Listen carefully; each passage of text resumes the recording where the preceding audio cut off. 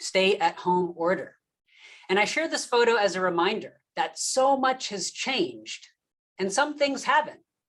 Back then, we were talking about facts over fear, about practical prevention with masks, and I had to answer tough questions from reporters about keeping our schools open. Back then and today, I'm even wearing the same tie, I was saying the same thing, that schools are essential places, not just for educational attainment, but also for essential services, social connectedness, physical and mental health. The truth is, the data shows that what happens in the classroom is more important for health than what happens in the clinic. And we know, and I remember from those weekly meetings with superintendents, 18 districts in our county, and my growing friendship with Lynn Mackey, superintendent of Contra Costa County, who's with us today, who I called up last night and asked for some advice. And she told me, Rohan, no BS. So I know that you're exhausted, you're frustrated, you're burnt out, and that public health's guidance needed to be more clear, more timely. I get it, and we're sorry, and we commit to being the best at getting better. I want to begin with tremendous gratitude for the tireless efforts of both local health and education throughout this school year.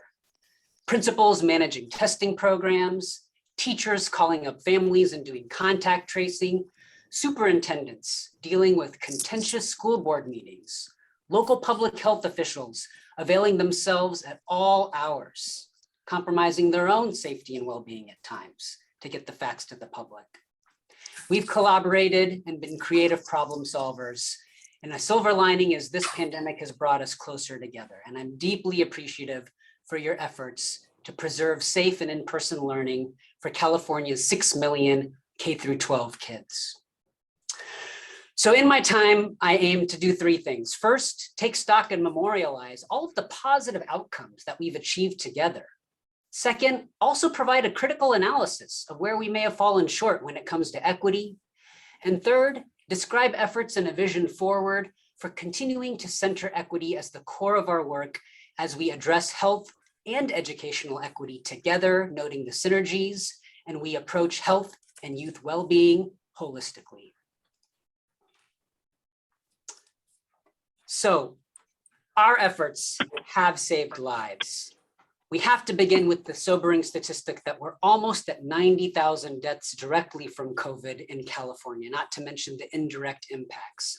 But compared to the 6 most other populous states, given large size and diversity of geography and demographics, California is doing very well when it comes to cumulative death rate, with rates that are lower than almost a third compared to other large populous states.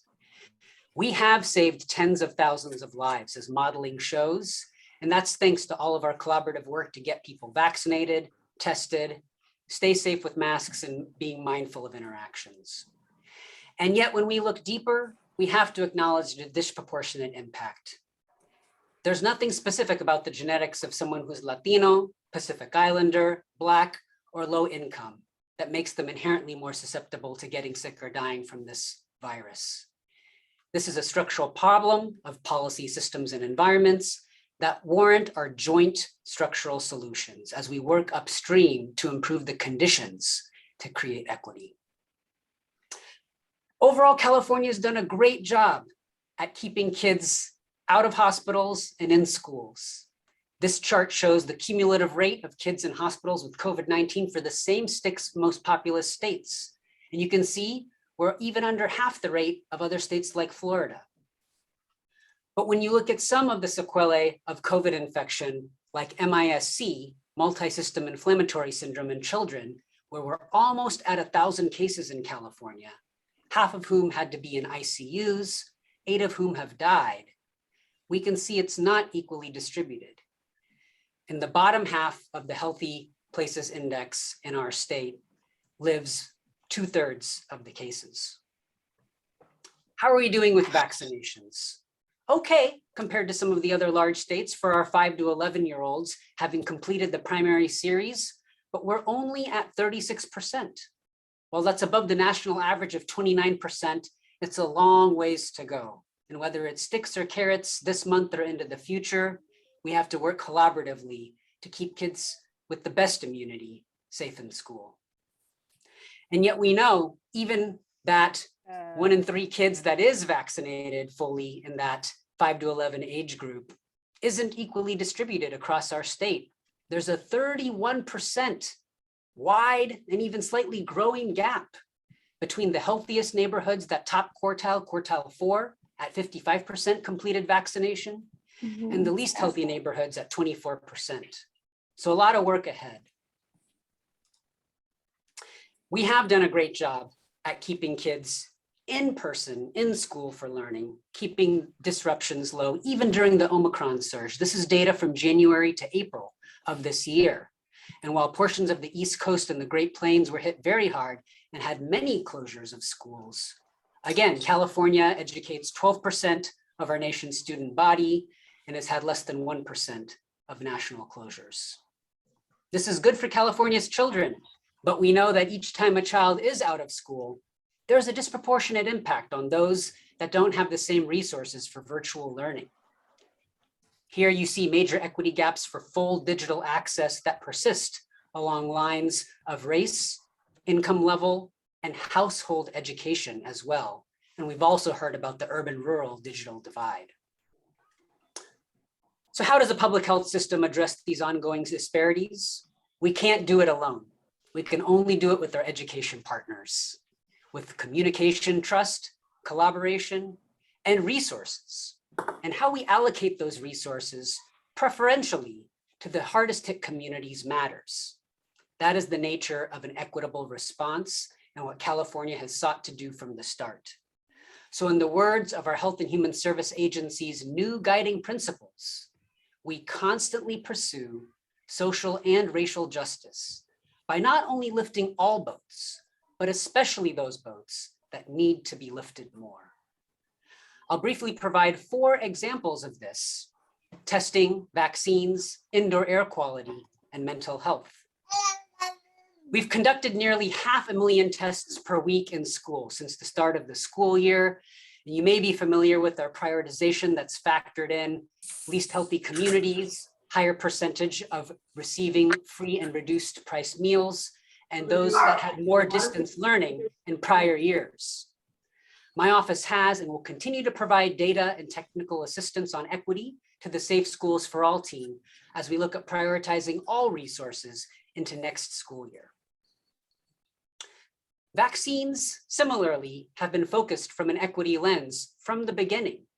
And we know that even the concept of school-located vaccine events is rooted in equity, since data has shown that such events can improve access in areas that may not have as much access to doctors' offices or pharmacies in communities that have been harder hit. So to date, our collaboration has supported 6,200 vaccine events in schools, leading to almost 250,000 doses, not just for the students, but also for staff and their family members. And that has been prioritized in hard-hit communities. Please sign up for pop-up events if you're interested at schools.covid19.ca.gov. And we know that COVID isn't necessarily needing to get vaccines in schools. Kids can also go to their pharmacies and pediatricians, and we're continuing to help stock and support with $25,000 grants to pediatric providers to have extended hours, as well as signing up to be official vaccine providers. As we continue to move upstream, we in the Smarter Plan with R for Readiness are moving to improve collectively indoor air quality. California is providing grants to local education agencies to assess, maintain, and repair ventilation systems in schools through the California Energy Commission. Please make note of that application date highlighted for round 2 funding through the end of this month. And again, the CalShape program is using equity to prioritize schools that are underserved based on being low income in disadvantaged areas based on an index, having high percentage of free and reduced price meals, or being on land federally recognized as a California Indian tribe. Upgrading ventilation is a perfect example of co-benefits for health and education, where everyone wins when we center equity and move upstream for the many threats ahead. Improving indoor air quality and ventilation doesn't just help protect against COVID, it also helps protect against wildfire smoke, particulate matter, allergens, and future respiratory pathogens, R for ready. So we can see here that data published in the Lancet shows when indoor air quality was improved in school environments, you saw an improvement in test scores, cognitive function, and a decrease in missed school days and asthma and respiratory symptoms. Win-wins. Finally, being Mental Health Awareness Month, we have to work collectively to break down stigma, to normalize that it's okay to not be okay. I've benefited tremendously from therapy for anxiety. Many of my family members have as well for substance use, suicidal thoughts, and other issues.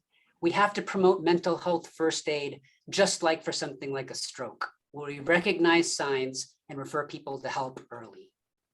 Our nation's Surgeon General came to California in December to announce the youth mental health crisis.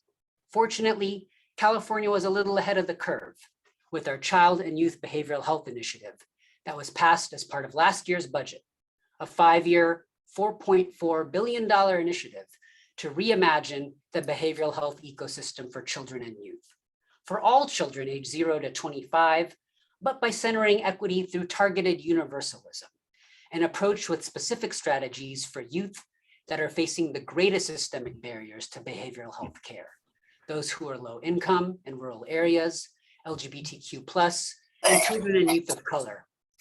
This will be across the full continuum of care and emphasize prevention and well-being.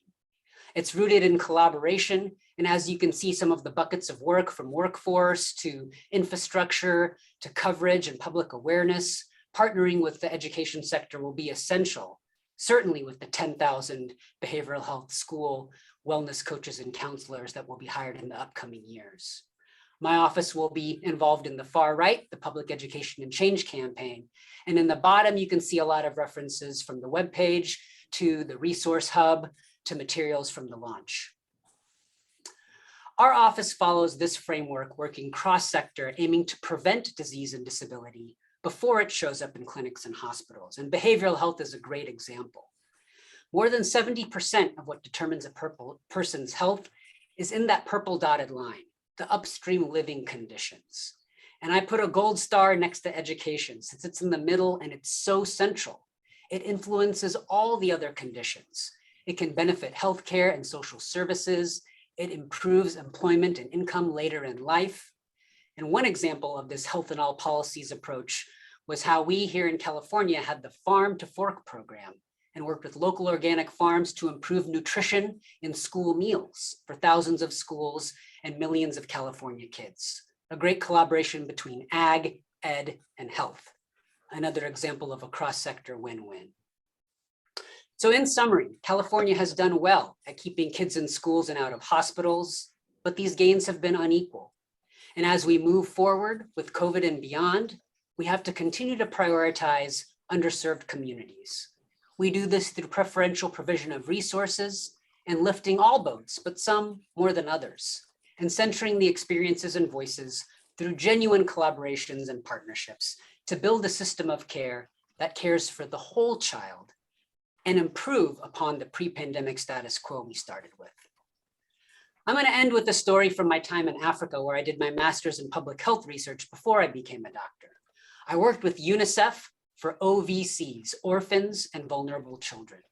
These were war-affected youth, some former child soldiers, and after a 20-year civil war in northern Uganda, I had to write a report about how we would prioritize scarce resource allocation. What do you think we prioritized when we had to decide to fund more schools or more health clinics? We chose schools because schools are the bedrock. They are key for everything: learning, social connectedness, physical and mental health education, and hope. In my own medical practice, I've cared for HIV orphans, war-affected orphans like we're seeing now in the Ukraine, opioid orphans, and now COVID orphans. With almost 90,000 Californians dead from this virus, 1 in 450 Californians, the medical journal Pediatrics just published a report showing for every 4 COVID deaths, 1 child loses a caregiver. That means we're starting to see the creation of COVID orphans. Doors and we can't achieve health equity without educational equity. We can't achieve health equity without educational equity and vice versa. So educational equities affect life course health. Lower preschool and TK rates for some communities, third grade education levels, or graduation rates do take up to 5 to 10 years off life expectancy. So we can only do this together. The silver lining of the pandemic is that it's brought health and education closer together. So as we weather the storms of new variants, climate change, community violence, mental health, and substance use, let's make forums like this and our bridges between health and education even stronger. The future leaders of our Golden State California youth depend on our partnership. So arms linked, health and education, let's go forward together with equity as our guiding light. Thank you, and look forward to the conversation with our education leaders now. Thank you so much, Rohan. I think for the sake of time, we'll continue to proceed, and we'll turn the floor over to Dr. Darling-Hammond. But for those who have questions, feel free to put them in the chat, and we'll address them in the conversation toward the end. Thank you. Linda, the floor is yours. I'm going to share my screen.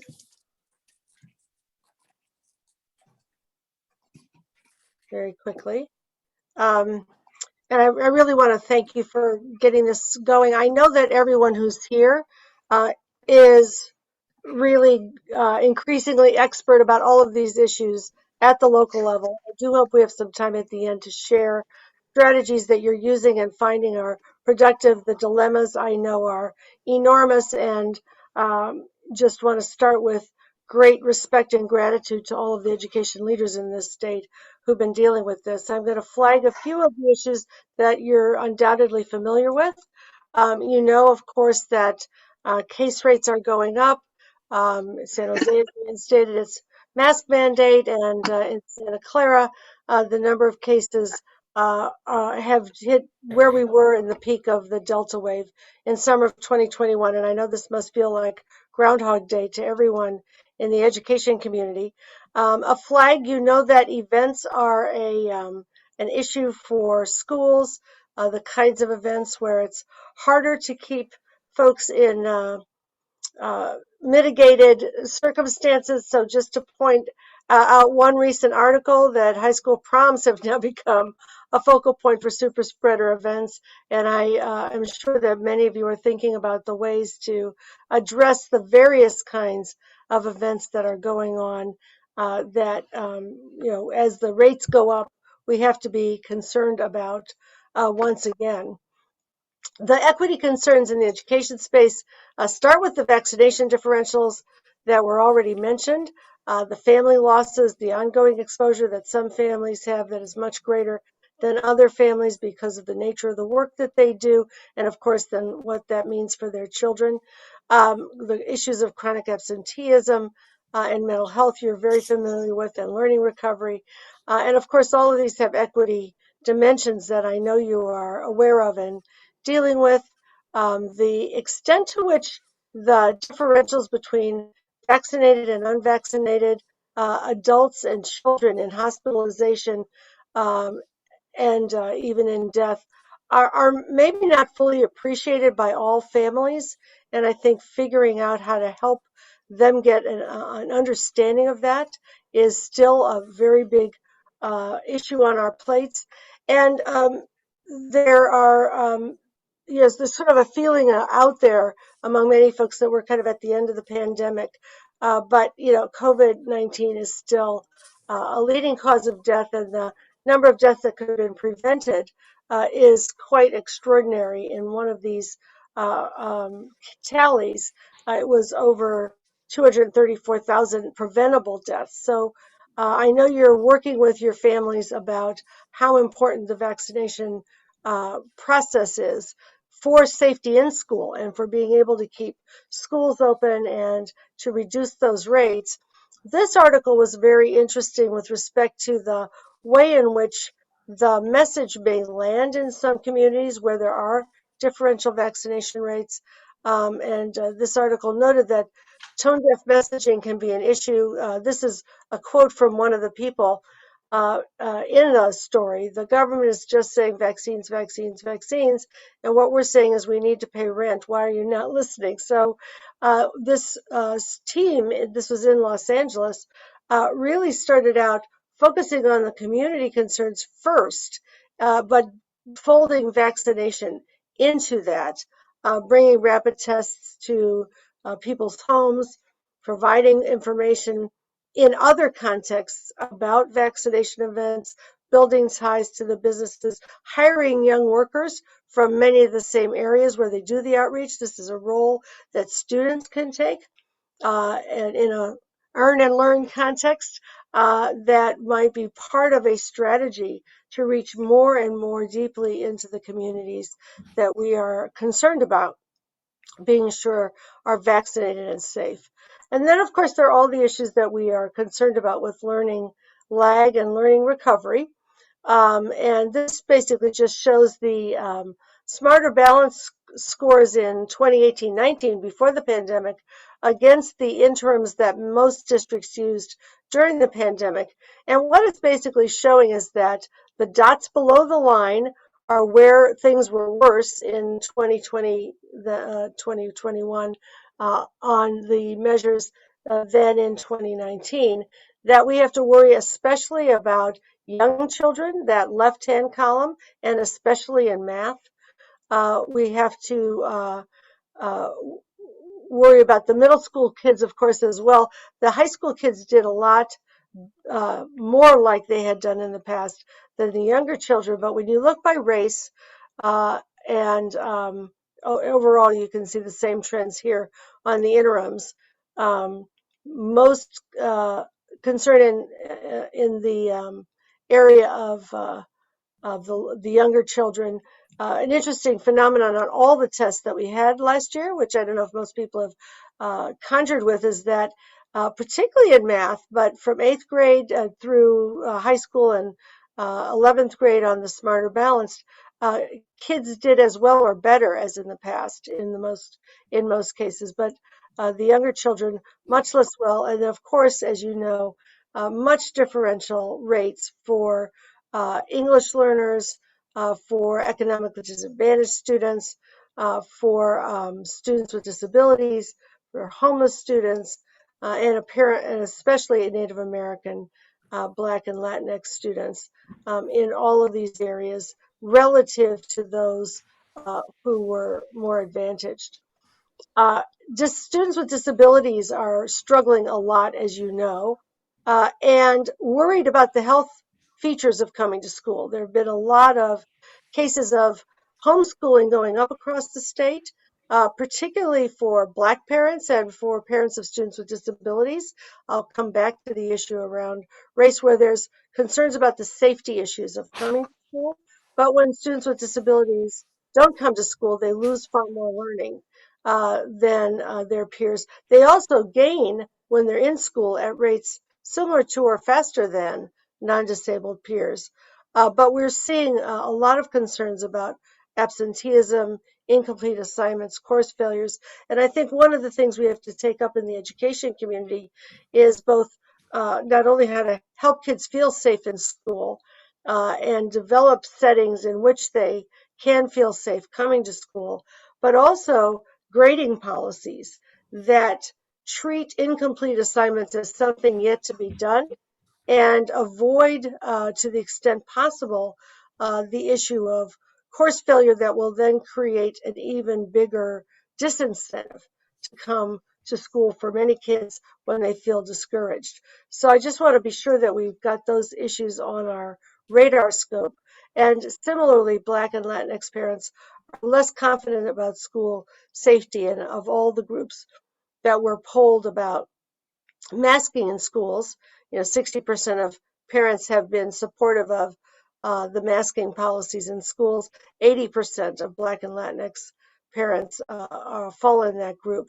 So being sensitive to the concerns that groups that have been most impacted may have, and the ways in which they may be dealing with these concerns, in part by not being in school or by trying to do homeschooling are, I know, issues that we're dealing with and aware of.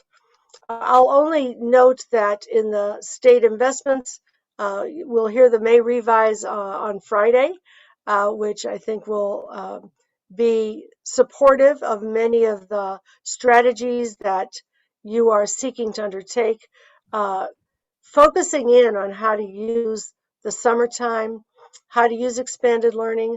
We've just given grants to a number of county offices to support training for high intensity tutoring and learning acceleration. There's a cadre of California volunteers as well as of training for staff, both paraprofessionals and teachers, in the kinds of tutoring strategies that are found to be most successful at rapidly changing the trajectory. Can also be a way to address the chronic absenteeism, because once kids feel like they're back in the groove again, they're more likely to be willing to come to school regularly. We have been bringing online a set of mental health supports that are much stronger than what we've had in the past. And I look forward to mental health supporters in the public health space and in the education space, figuring out how to get those mental health professionals on school grounds, working with students in groups as well as individually. And just this week, we will also announce the first awards for community schools across the state, which will provide more support for those wraparound services. I think all of these are, part of the strategy that we are at the state level and at the local level trying to pursue for the equity needs that are out there. And we look forward to learning from you what's working, what's not working, what else is needed, and how the implementation can be made as smooth as possible so that the resources get to you in the ways that you can use them as quickly as possible. And I think we're probably welcoming State Superintendent Tony Thurmond. Tony, good to see you. You too, Dr. Darling-Hammond. Dr. Rohan, thank you. Thank you for everyone who's here. My goodness, what a difficult 2 years it has been. I often say I think it's the most difficult time that we will experience in our lifetime. I think Dr. Rohan put it in context. Almost 1 million Americans who've lost their lives to COVID. Disruptions of every kind. As if the COVID pandemic wasn't enough. At the same time, seeing what I call the pandemic of racism, starting with, in the early days of the pandemic, watching on our television screens, the killing of George Floyd, the spike in hate against the Asian American Pacific Islander community, watching increases in hate against transgender kids and LGBTQ plus kids. If you look at data, many students in California say they feel tremendous pressure and attack because of what's happening in other states. When you have a governor who says, don't say gay, and all these attempts to really bully and mistreat LGBTQ plus kids, even though California has done great work to provide supports to educators to support LGBTQ plus kids, our kids feel the pressure. We see a spike in suicide rates for LGBTQ plus kids. We see a spike in suicide rates for Black students. We know that depression has increased. We know that even before the pandemic, the number of clinicians who were available was probably about 1/3 of the need. And if the pandemic and the spike in hate wasn't enough, we probably had 20 counties, many of whom are on this line, folks who were from those counties, that experienced fire, other natural disasters. And so we know it's been this incredibly intense time. I want to, again, acknowledge our students, our educators and staff, parents, partners, for your incredible resilience. People are angry about things that happened during the pandemic, but none of us could have caused this. And there was no playbook for how to do this. And I have heard and felt the pressure of many of our school leaders who talked about not having the resources that they needed to address this, not having the personnel. We have a education system in this country where we don't have nurses in every school, and we should. But the reality is that the pandemic came at a time when many schools just didn't have in-house health staff to interpret what the risk was. But certainly I know I'm grateful to many of our county health partners, the California Department of Public Health, HHS, the Office of Emergency Services. You're going to hear us talk about 90 million pieces of PPE that we were able to disseminate to schools and to communities across the state, tribal communities, farm worker communities, many communities that wouldn't have access to PPE. We even found a way to get 600,000, masks to grocery store workers, because we knew that was critical to supporting our families. The pandemic put a lot of spotlights on today's topic of equity, not the least of which was going into the pandemic, recognizing that when every school had to move into distance learning, literally overnight. I mean, I remember talking to so many county superintendents on March the 13th. It was Friday, March 13th. I'll never forget that date. We were all on the phone trying to figure out what to do, and we made collective decisions to move into distance learning. But it was a hard moment to discover that so many children in our state didn't have the basic tools to stay connected. And many of those children were Black and brown kids and low-income kids. And Dr. Darling-Hammond and the governor and the first partner and I and so many, we were working the phones to get donations. We got companies to make donations, foundations to make donations of laptops and hotspots. But the state came through with billions in the first round, $2 billion for computer devices. Our office named a task force on closing the digital divide. We use that to leverage low-cost internet for low-income families. We got internet to be as low as $10 a month for California families, and also for many of our students who are in community colleges and in higher education, because we found that everyone was disconnected. It's heartbreaking to know that California and our nation have been a part of the digital divide, but the pandemic put a spotlight on this. It put a spotlight on inequities that existed in education for a long time. We've been talking about closing the opportunity gap, the achievement gap, as some call it. I call it the opportunity gap. We've been talking about that for decades.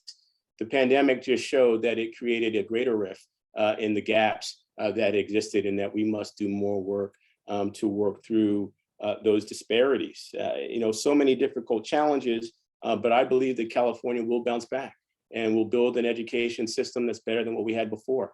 It is amazing the things that we have seen approved in our state budget last year, and that we hope will be approved in this year's state budget, that put equity at the center and give our students a chance to do what I call heal from the trauma of the pandemic, recover in terms of learning gaps and loss, and then strive in terms of what we'll do forward. I won't go through a lot of slides, but I'd love to show you just one graphic. It's a number of photos from some of my school visits. If you all could put that on screen, I'd love to share that with you.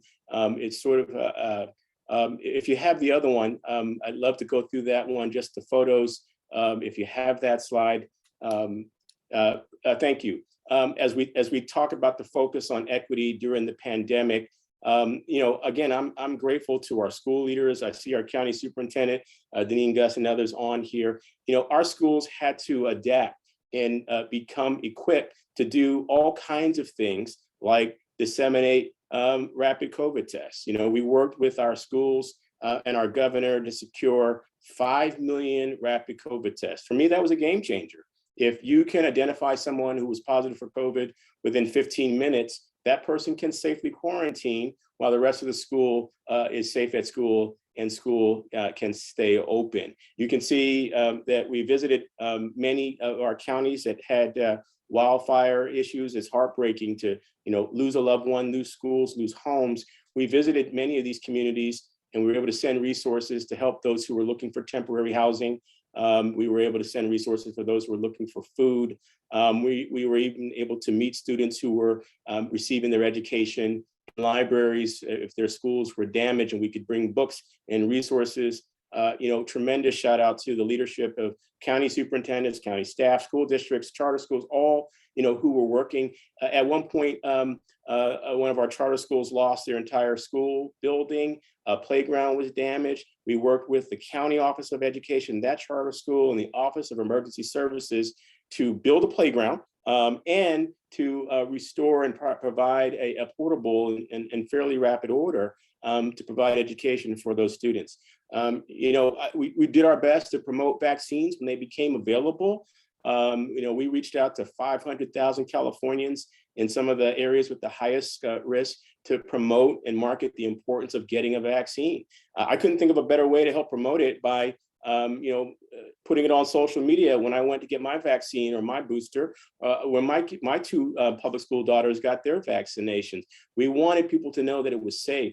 We put on webinars with trusted messengers like Dolores Huerta, a number of physicians from the African-American community, the Latino community, to say that these are, that this is safe to do and to promote vaccine outreach. Even now, we're working on a vaccine outreach campaign with a group called Andale que Esperas to some of our community clinics that are going to help us reach 4 million Latinos in the state in terms of getting a vaccine. Our schools have provided so much, including 900 million meals to families during the pandemic. We know that our families have gone through a great deal and experienced a great deal of trauma and crisis. We work to create a new unit at the Department of Education that we call family engagement, because we heard from parents who said they couldn't always connect with schools, not through anyone's fault, but if you didn't have the internet, well, you couldn't get the homework assignment. And so our family engagement unit has created ways to engage parents. We created a parent advisory council where parents can give input on ways to improve our schools. And we've created a first ever youth advisory council to advise myself, the governor, and the state legislature on ways we can better support our schools.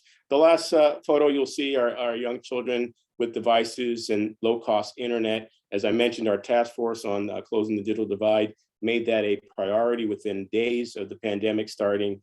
Through the funds that we were all able to work together, the governor, the legislature, our office, to provide billions to help more than 1 million students get a device. But we know that many students still don't have access to high quality internet. So we partnered with many, including Senator Lina Gonzalez, on a package that ultimately provides $6 billion for expanding the infrastructure for broadband throughout our state. Here are just a few of the things that we've tried to provide to support our schools and in partnership during the pandemic. Going forward, we think it's important to focus on helping our students heal. And that's why we're sponsoring a bill, SB 1229, that would help us recruit 10,000 more mental health counselors. We think it works very well with the mental health initiative that the governor has stated, to say that there's no wrong door that you can go through for mental health supports. We're working on a number of things to help our students recover academically. You heard Dr. Darling-Hammond talk about the expanded learning funds that are available. Additionally, we've named a plan to increase literacy programs in the state. Dr. Darling-Hammond has been a key leader of that work with us on our task force on what we call reading by third grade. We have a number of bills that are focused on different types of literacy. And the reason I often talk about literacy is because when I visited probably 40 or 50 schools in the days that our schools reopened for in-person instruction, almost everywhere I saw schools using reading programs as a way of supporting learning recovery. I like to say, we can't replace lost time. We can't replace lost seat time, but we can build skill. And literacy is an important one. And making sure that our children learn to read by third grade is an important equity, equalizer for our students. Because we know when they don't learn to read by third grade, they're more at risk to drop out of school and end up in the criminal justice system. Our schools have experienced difficult times around declining enrollment. Many of you have heard me talk about a bill, SB 830, that would provide more money to our schools to stabilize their funding and how we generate revenue for schools. It also has built-in dollars to help schools do direct outreach to students who've been chronically absent. During the pandemic, we literally got on the phone with a lot of school districts to try and find families who never checked in. and it was difficult, and we need more resources for our schools. And so SB 830 is one of those bills that we know has the resources built in. We help our kids heal from the trauma with the counselors. We help students recover with programs like literacy, and then we help them thrive. And we're sponsoring a bill called SB 952 that would expand the number of schools that offer dual language immersion programs, because we know dual language immersion programs help students to be successful academically. And we know that families love dual language immersion programs. And again, California schools have to offset this declining enrollment trend. We see this as a way to help our schools be able to invite families to invest back in California schools. We got another bill that would provide paid internships to California students to help them to learn about career pathways. And we think, again, these are all part of a game changer package that will help our schools. One final slide, if I could, I'll just show you quickly, again, some of the things that everyone is working on together. It's been great to partner with Dr. Darling-Hammond, the State Board of Education, many of our county offices of education on community schools programs. We're proud to be implementing that. Rounds of grants have already gone out. Very proud that universal preschool is available for California schools. If you think about it, for every 4-year-old, they can go to preschool. That's something we've been working on for decades in this nation. It is now a real thing in California. This is so critical. If you look at where some of the slides were in enrollment in some of our youngest grades, for sure, universal preschool is a great way to help make that happen. We have tremendous amounts of professional development, the educator effectiveness grant, so many great things. Next to that, you'll see there's an anti-racism training, really it's an anti-bias grant that we are administering. Again, the aforementioned mental health programs, behavioral health for children and their families, no wrong door, expanded learning. One of my favorites, universal meals.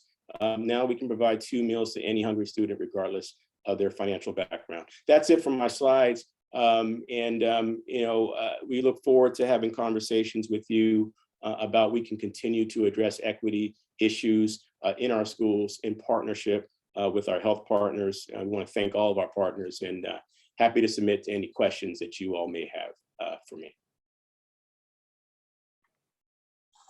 Thank you so much, Superintendent Thurmond, and to all of our speakers, Dr. Darling-Hammond, Dr. Radhakrishna, for your comments and more importantly, your leadership. I really hope you're right, Mr. Superintendent, that this is a time in our lives we'll never have to live through again. And so at this time, we really want to open the floor and use the remaining time we have together for a conversation and an open discussion, and welcome your comments, questions, and particularly any insight you might have into strategies that you've been using and how you think they might be helpful to share.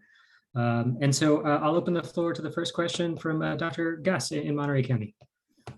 Great. Thank you so much, Dr. Sohil. I appreciate the opportunity to ask my question. So I first just want to start off by thanking all of the presenters today, not only for their presentation, but also for your leadership.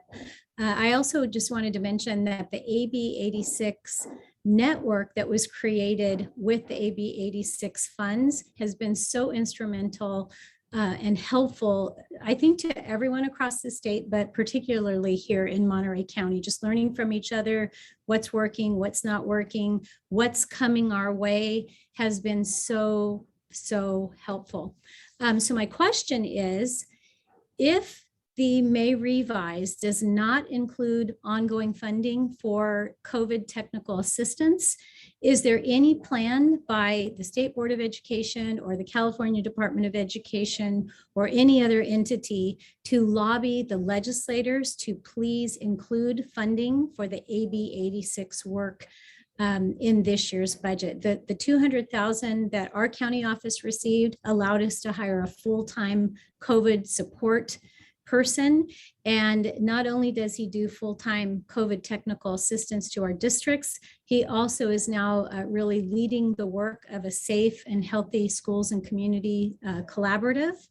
And we're going to need this not only now, but in the future, because I think we all very well see the writing on the wall that we are going to be dealing with not only continued health challenges, but also safety-related challenges, including the need for support with mental health and the other challenges that the pandemic has created. So with that, summarize my question. I just want to know if there's any way that that funding is going to continue, and if this network where we are meeting every other week, if this will continue as well, because it has been a great resource to all of us who are the boots on the ground.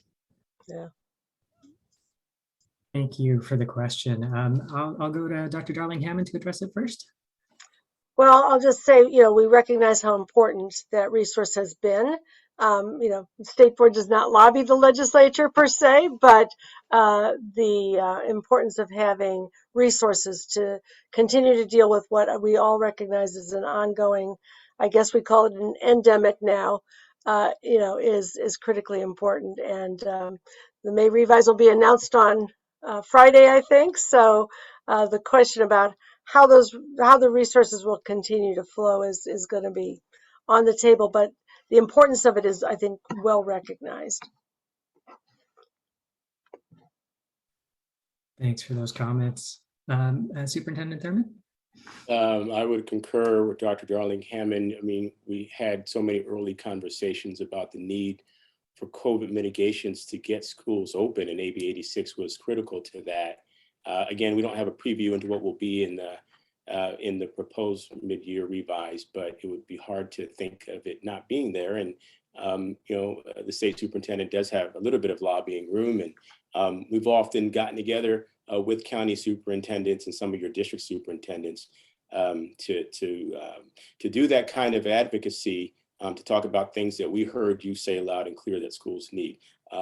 Funding to maintain stability, given some of the declining enrollment, and the governor's proposal, early proposal, did have a proposal there, as well as COVID mitigation resources. And, let's face it, we've heard from many of our friends in public health that there is the possibility and the likelihood of another surge, that we may have to deal with variants of some kind. And so that means schools are going to have COVID resources. I've been impressed with the work of our Office of Emergency Services to secure resources and to move them. I've been impressed with our partnership with AXA and CESESA. We've been on so many calls to just steer and navigate with AXA, CESESA, the State Board of Education. There have been so many calls to steer resources to places where they need to go, and I would envision that will continue. Thank you to all the partners who've come to all the tables and convenings that we put together to figure out how to help schools, because that's the only way we're going to make it through this. And I also want to thank Ben Cheetah in the governor's office, who has been a great captain and liaison. Our governor cares deeply about education, and I know that he will be responsive to calls for keeping our schools safe because he wants them open. Our legislators, I think, will also be responsive. So we'll have to wait and see what comes out. But just know if we don't see the things that we need there, we're happy to have conversations about how to advocate going forward. Thank you so much. We appreciate your leadership and your advocacy. Thank you. Thanks. And perhaps I'll just add, as the lead for some of the schools policy and guidance at CDPH, your question was also whether forums like this will continue to exist. My team is, unless I'm told otherwise, my team is still around. We're planning on sticking around and continuing to facilitate these interactions and partnerships between state health and education leaders and local health and education leaders. So absolutely, that's part of the plan for the next year. There's a question in the chat from Glenna Trochette that I'll just read out loud here. Now that we understand the need to have nurses in schools, are there plans to increase the number of school nurses so that every school has a nurse, or any other plans in works? Maybe if I broaden the question about resources to address, let's say, mental health and health overall in school settings. Any of our speakers like to address that? Well, last year we had, was it $4 billion directed to mental health for young people in schools. That, it takes a while for the funding to actually get out the door and get into the schools. So that's been in the implementation process, or the money transmission process during this year. And there is, additional resources that will be available to schools for dealing with mental health issues. I think it's really important, and we've had these conversations between the Department of Public Health and HHS in California and the Department and State Board of Education about how to organize the resources in such a way, and county offices become very, very important in this process, so that we get mental health professionals on the school campus to the greatest extent possible and available right there or very close by, so that the way in which those resources get organized and spent, provides that service right there where the children are. And for places that have some declining enrollment, some space opening up, I think it's important to think about how to use space with these resources to get the wraparound services in place to the extent possible right on our school campuses. Thank you. Superintendent Thurmond? Yeah, I would echo Dr. Darling-Hammond's remarks, and just, I am not aware of any bill that's been introduced to put nurses in every school. I think it probably would extend beyond what California's budget can do right now. But one of the things that is funded is the way to use Medi-Cal dollars. Schools can draw down Medi-Cal dollars in ways that can bring health staff and mental health staff on campus. Last year we sponsored a bill that said, hey, let's teach our districts how to draw down Medi-Cal. The governor and the legislature folded that into the state budget. We're going to have a pilot of some 24 districts to start that are getting additional support, but we can provide support to any district now that wants to work to draw down more Medi-Cal. And these dollars can be used for health and mental health. By the way, many of you know, Medi-Cal dollars, this is a federal entitlement. That means when students qualify, the service must be provided. And we're sensitive to many of the communities, like our rural communities, where there weren't enough health and mental health providers even before the pandemic. And I just want to shout out, I see a number of our county soups who I know have been very creative in how to make resources stretch. Kathy Parker and Brock Falkenberg, Crystal Lamonto, Jim Brescia. I may have missed some others, but we've heard from you the way you've managed resources, especially during times of crisis. And so the Medi-Cal opportunity is another one. Community schools, obviously, it will be a huge resource for connecting families to needed resources, health and mental health and social services. And so if you're interested in how to draw down more Medi-Cal, we'd love to hear from you and see if we can help you bring more health and mental health resources to your campuses. Thank you, Superintendent Thurmond. Dr. Radhakrishna, anything to add on this?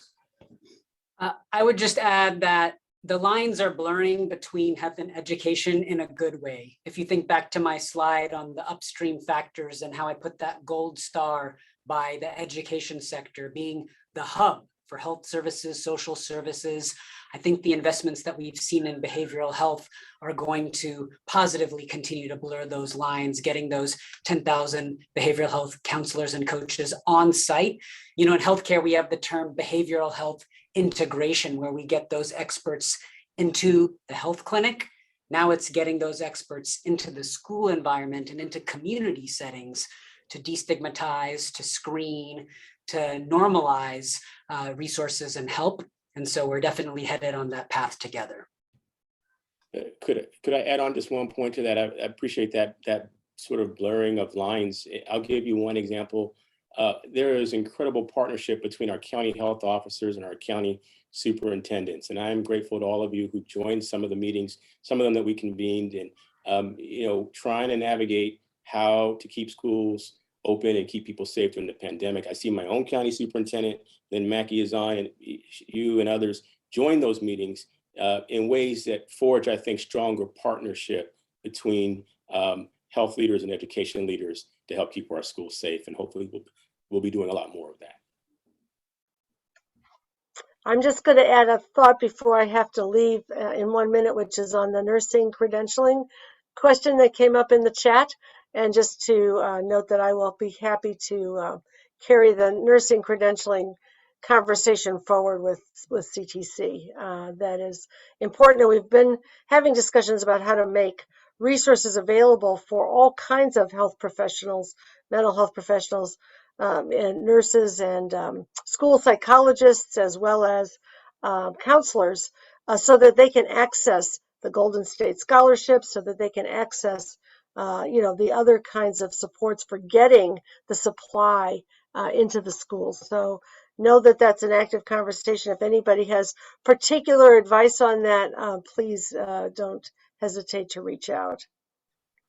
Yeah, and perhaps I'll also just add that there is some funding through the Centers for Disease Control, some federal dollars that are intended to improve, much to Rohan's comments, the health workforce in schools.